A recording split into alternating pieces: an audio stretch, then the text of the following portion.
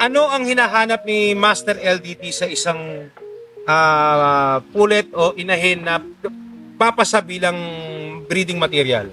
Ito po yung mata, dapat ito ay nakausli.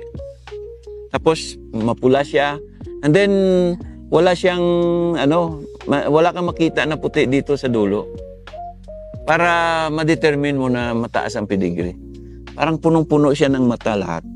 Yung balakang niya, paghipo mo ng ganon, dapat ay halos wala kang mahipo dito na bone.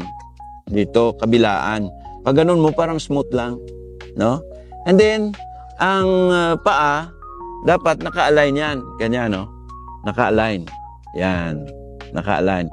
Kung gaano ka laki ang distance sa taas, yun din ang distance sa ilalim. Yun lang naman ang mga criteria natin sa pagpili ng inahin.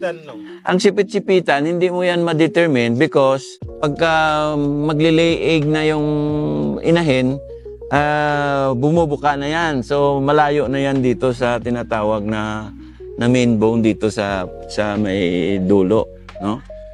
So hindi mo talaga ma-determine dito. Kasi yung iba kasi humihipo dito. Pwedeng hipuin yan kung hindi pa nangingitlog ang manok. Pero pag nangingitlog na, talagang bubuka yan.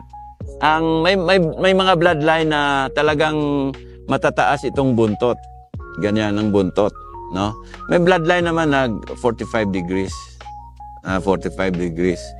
So, hindi mo talaga masabi kasi nagsisignify sometimes sa mga sa tinatawag sa style of fighting. Pagka ito ay matataas, ito ay vertical leaper ng mga manok. Pagka tamang-tama lang yung mga 45 degrees, ang leaping ability niya is horizontal leaping ability. Yun ang sa buntot naman. Well, may straight comb na game, may straight comb din na hindi game, no? Let's say pag sinabi mong claret, ang claret is most likely mga straight comb.